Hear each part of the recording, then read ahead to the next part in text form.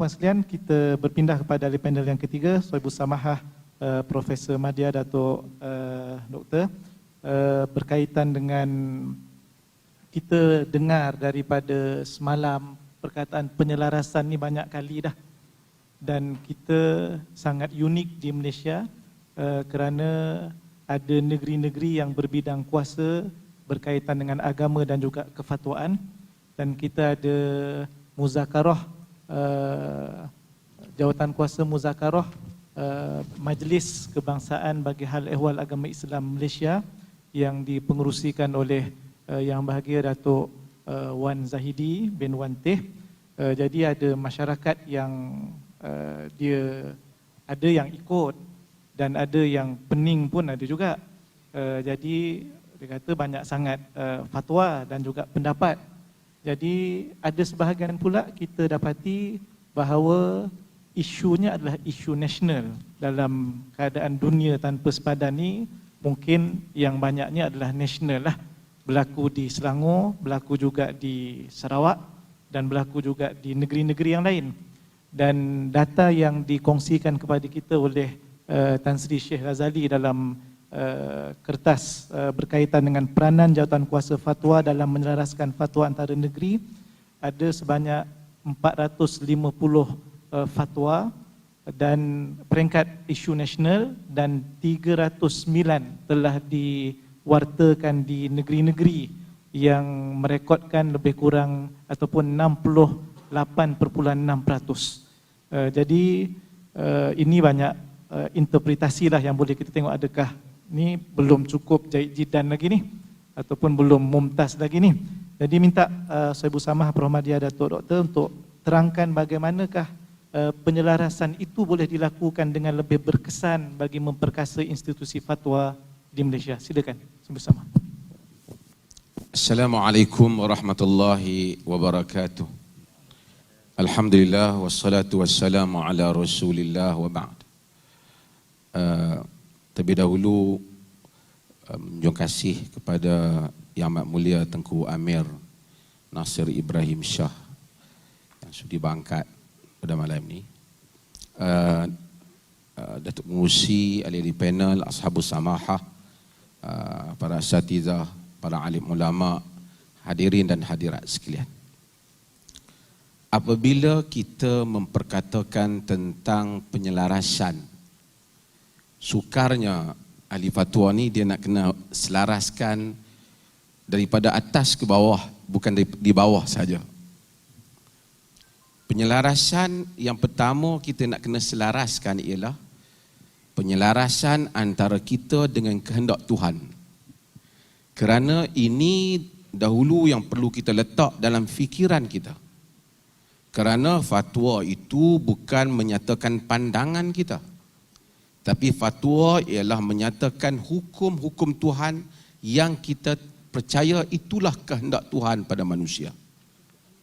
Sebab itu Al-Imam Ibn Qayyim Al-Jauziyah menulis kitab yang kebanyakan kita sebagai ahli fatwa membacanya, iaitu I'lam Al-Muwaqqi'in an Rabbil Alamin. Sebahagian membaca dengan A'lamu Muwaqqi'in an Rabbil Alamin. Ambil bacaan yang masyhurah, I'lamu Muwaqqi'in, yakni mengiklamkan, memaklumkan kepada al-muwaqqi'in, golongan yang melakukan tauqi', melakukan tanda tangan bagi pihak Tuhan Rabbul Alamin, bagi pihak Tuhan.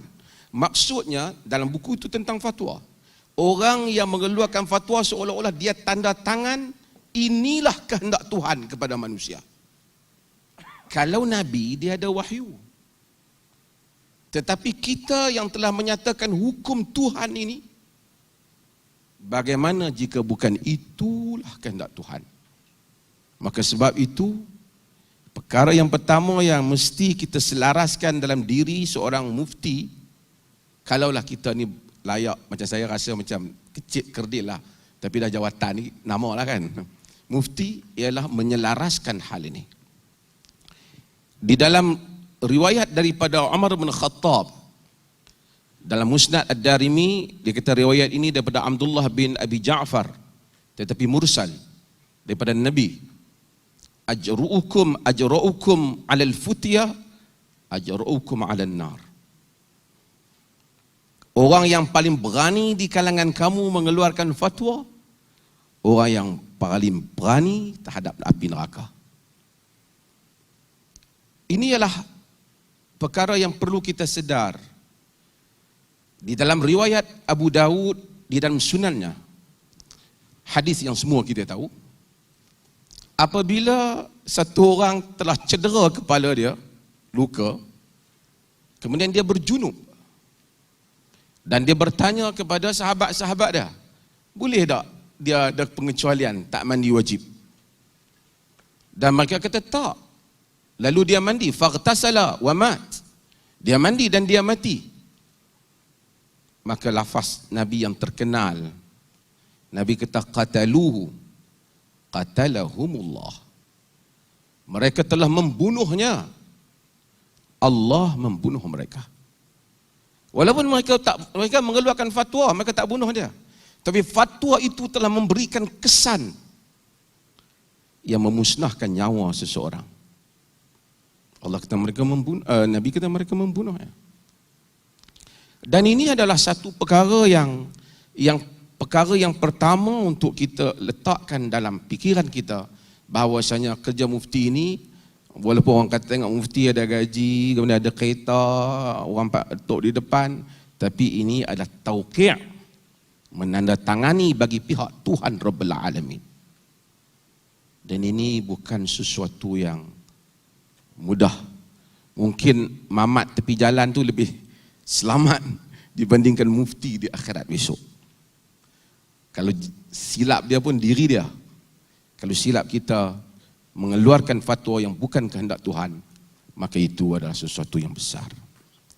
Maka dengan itu, kita hendaklah tahu bahawasanya tanggungjawab mempertahankan ilmu, walaupun kadang-kala, saya akan pergi pada penyelarasan tu, kadang-kadang tidak selaras dengan kehendak orang ramai ataupun kehendak pemerintah. Kalau kita tahu sejarah Imam Malik bin Anas, Imam Darul Hijrah, apabila dia telah tidak bersetuju, walaupun dia tak terang-terangan, dengan, kerana Imam Malik dia hidup pada dua zaman, zaman Bani Umayyah dan zaman Abbasiyah. Imam Malik lahir pada tahun 93-94 dan meninggal pada 179. Imam Malik telah tak mengeluarkan, membaca riwayat daripada Sayyidina Umar dan juga riwayat daripada Ibnu Abbas tentang talaq al-mukrah atau al-mustakrah.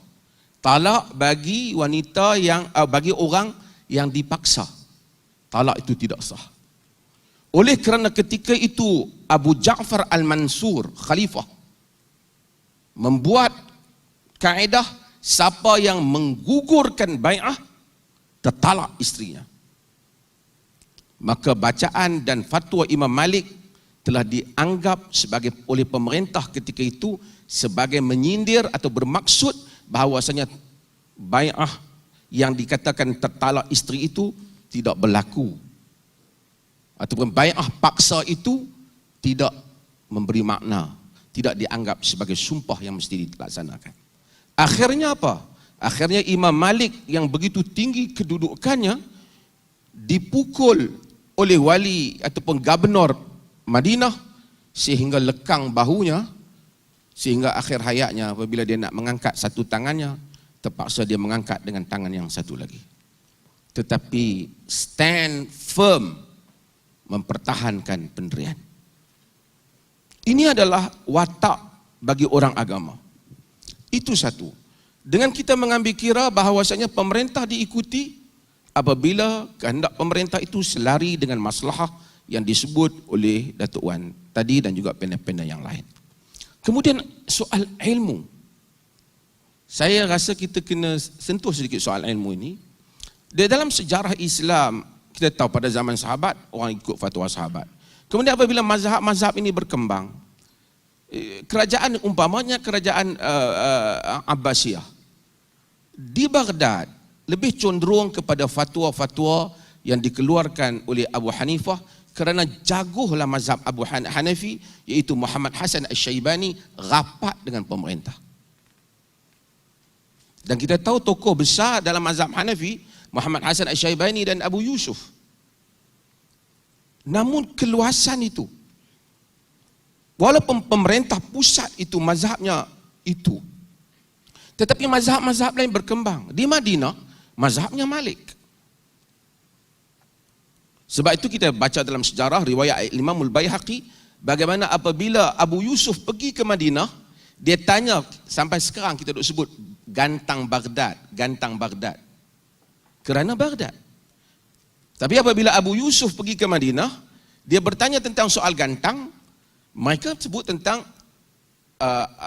as-sa' an-nabawi, gantang Nabi.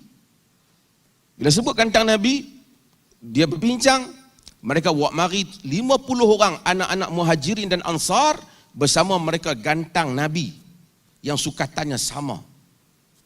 Tak sama dengan apa yang Abu Yusuf fatwakan di Baghdad bersama dengan kerajaan. Kata Abu Yusuf, taraktu sa' Abi Hanifah, aku tinggalkan gantang Abu Hanifah dan aku berpegang kepada qaul orang Madinah. Dan kita melihat keluasan itu. Mazhab Malik umpamanya, Imam Malik ialah imam Darul Hijrah, tak pernah keluar daripada Madinah. Tetapi kalau kita pergi Madinah sekarang, bukan mazhab Malik. Mazhab Malik telah bergerak melalui Yahya bin Yahya Al-Laitsi, telah pergi ke Andalus, yang dianggap Aqil Andalus yang dipanggil oleh Imam Malik. Imam Malik ada dua Yahya, Yahya bin Yahya Al-Laitsi, Yahya bin Yahya Al-Ansari. Al-Ansari mengambil riwayat tetapi tidak mengambil mazhab. Al-Laitsi mengambil mazhab dan riwayat lalu membawanya ke Andalus. Andalus berkembang dengan mazhab Malik. Artinya Imam Ahmad di Baghdad. Tapi sekarang Baghdad tak banyak imam mazhab Ahmad. Ahmad mari ke negara dunia-dunia teluk, mari pada mazhab di Saudi, mazhab Hanbali. Al-Imam Syafi'i rahimahullah, anak murid yang disayangi oleh Imam Malik. Kata-kata Asy-Syafi'i yang terkenal, Malik hujjati wa anhu, atau Malik muallimi wa anhu akhadhtul ilm. Malik adalah guruku, daripadanya aku mengambil ilmu. Tetapi apabila Imam Syafi'i daripada Madinah, dia pergi ke Baghdad, bertemu dengan Muhammad Hasan Asy-Syaibani dan berjumpa dengan ulama-ulama Madinah, bersama juga dengan Imam Ahmad yang lebih muda daripadanya 14 tahun. Dan kemudian apabila dia pergi ke Mesir, di Mesir Imam Malik, murid-murid Imam Malik atau pengikut Imam Malik ramai. Mereka menyambut Imam Syafi'i. Ini disebut oleh Al-Imam Al-Zahabi rahimahullah dalam Syiar A'lamin Nubala. Bagaimana mereka sambut dia dengan harapan, inilah anak murid kanan guru kita Imam Malik. Tetapi apabila Imam Syafi'i pergi sana, fatwa-fatwa dia di Mesir sudah tidak menyamai lagi fatwa Malik. Sehingga berlaku krisis. Kata Al-Imam Al-Zahabi, moga Tuhan mengampunkan dua-dua belah pihak. Sehingga Imam Syafi'i sabar, akhirnya dia menulis menolak fatwa-fatwa Malik, walaupun orang mazhab Malik kuat di Mesir. Kerana dia melihat tentang hujah-hujah dia yang baru dia lihat. Dan di sana ada guru yang terkenal yang dulu selalu berdialog dengan Imam Malik melalui surat menyurat, yang membantah mazhab, pandangan amalan ahli Madinah yang semua kita tahu, iaitu Al-Laits bin Sa'ad. Imam Syafi'i tak sempat dengan dia. Kita pun ada pakai, kalau di Perlis kita pakai fatwa dia tentang boleh bank susu, itu fatwa Al-Laits bin Sa'ad. Kata Imam Syafi'i, wal-Laitsu afqah min Malik. Dan Laits itu lebih faqih daripada Malik. Dengan menghormati Malik gurunya, dan dia menyatakan, kalau Allah tanya siapa gurumu? Guruku Malik. Maksud saya apa? Maksud saya ialah tradisi ilmu itu membenarkan kerencaman seperti yang disebut oleh Sahibus Samahah, Mufti Pulau Pinang tadi. Demikian itu dilakukan oleh imam-imam mazhab. Kata Imam Syafi'i, Imam Ahmad, sangka anak dia Abdullah bertanya, siapa dia Syafi'i yang sentiasa kau doa dan tahajud kau doa kat Syafi'i ni? Kata Imam Ahmad, Asy-Syafi'i kasyams. Asy-Syafi'i itu bagai matahari untuk bumi ni. Kata Imam Syafi'i, ma taraktu Baghdad rajulan afqah min Ahmad bin Hanbal. Aku tidak meninggal Baghdad seorang yang lebih faqih daripada Ahmad bin Hanbal. Pun begitu Imam Ahmad tidak bermazhab Syafi'i. Walaupun banyak persamaannya, tetapi itu mazhab Ahmad. Dunia ilmu membenarkan ini dengan syarat kita tidak fanatik. Penyelarasan perlu apabila ia membabitkan tadi kepentingan nasional. Ia membabitkan kemaslahatan jika dibuat berbeza, ada kesan yang besar pada masyarakat. Contoh, COVID kita baru ni lah. COVID ni kita kata masjid jangan masuk. Kalau masuk masjid ramai-ramai juga Jumaat, dia akan merebak. Ketika itu fatwa memainkan peranan, ulul amri berperanan. Tapi bagi urusan maslahah, bagi urusan amalan diri seseorang, yang di dalam itar, di dalam rangkaian, di dalam framework pemikiran-pemikiran imam-imam mazhab ahli sunnah wal jamaah, maka kita mesti ada keluasan dalam hal ini. Selagi dia tidak mengkafirkan yang lain, dia tak menyesatkan yang lain, dan dia memilih pandangan-pandangan itu.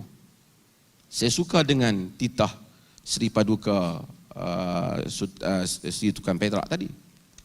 Dalam perkara yang keempat, beliau menyebut, baginda menyebut bahawasanya tentang soal zaman ini teknologi. Kalaupun kita kata hampa kena ikut pandangan hak kami keluar ni, orang di dunia maya ni, dia bukan ikut masjid pun dia tak pergi. Tapi mungkin dia semayang. Tapi dia tengok international punya fatwa, European Council punya fatwa, fatwa-fatwa antarabangsa. Dan ini adalah satu realiti yang mesti kita terima tentang keperbagaian ini. Jadi kita fatwa bagi pihak kerajaan, kalau bukan mewakili, bukan fatwa mengikut kehendak kerajaan, bagi pengurusan kerajaan yang ada kepentingan awam. Saya buat contoh lah. Contoh ni, walaupun di negeri-negeri lain di Malaysia ini, dalam pengurusan masjid mengikut mazhab Al-Imam Syafi'i rahimahullah. Siapa yang masuk masjid di negeri-negeri lain, ikutlah seperti mana kehendak ulul amri. Tapi dia di rumah, dia semayanglah macam mana pun, kerana itu urusan dia dengan Tuhan, apa yang dia yakin. Diperleh, benda hak sensitif lah kita sebut kan, diperleh baca Quran, bismillah perlahan. Di Kedah sebelah, baca bismillah kuat dalam solat. Ini bukan soal siapa sesat, siapa tak sesat, kan? Kerana dalam mazhab Hanafi, bismillah memang perlahan. Dalam mazhab Imam Syafi'i, bismillah kuat. Dalam Hambali, bismillah perlahan. Dalam Malik, tak bismillah langsung, bahkan makruh bismillah.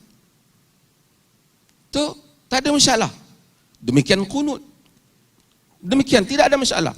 Tapi apabila ulul amri melantik untuk penyelarasan, masjid di Kedah mazhab Syafi'i, masjid di Perlis umpamanya di atas qaul Hambali, macam Masjidil Haram dan masjid. Ya, tak ada siapa boleh kata siapa kunut jadi sesat atau siapa tak kunut jadi sesat. Itu penyelarasan pentadbiran. Tetapi kita tidak boleh tatabbu' untuk memaksa rakyat mengikut amalan-amal, menghalang mereka beramal dengan pandangan-pandangan yang masih lagi di dalam lingkungan ahli sunnati wal jamaah. Tapi apabila membabitkan kemaslahatan umum, macam isu COVID kita, isu-isu yang membabitkan pentadbiran yang kerajaan perlu tahu. Sebab itu saya sebut beberapa kali juga, Sabu Samaha pun saya rasa bersetuju, di dalam fatwa ataupun di dalam, bukan fatwa lah, di peringkat kebangsaan ini, kita bincangkan perkara-perkara yang mana ia membabitkan soal-soal kepentingan nasional tadi. Adapun soal-soal yang sektarian, soal-soal mazhabi, soal-soal furu', yang ni dibuka seperti mana luasnya Islam itu sendiri. Telah tidak dapat menyelesaikan hal ini imam-imam yang mu'tabar, walaupun mereka mengenal antara satu sama lain. An-nasu fil fiqh iyalun li Abi Hanifah. Manusia itu di dalam fiqh terhutang budi kepada Abu Hanifah, kata Imam Syafi'i. Tetapi pandangan-pandangan Al-Imam Syafi'i banyak yang tidak sama dengan Abu Hanifah. Menghormati kesarjanaan, menghormati keilmuan, mempunyai ruang berbeda dalam hal-hal kehidupan adalah hak di dalam beragama. Kerajaan Uthmaniyah memegang mazhab Hanafi. Dan melalui Uthmaniyah jugalah dikuatkan qiraat Hafs an Asim. Walaupun di sana ada qiraat yang lain. Tapi kita pergi ke Maghribi, di Maghribi makin waras.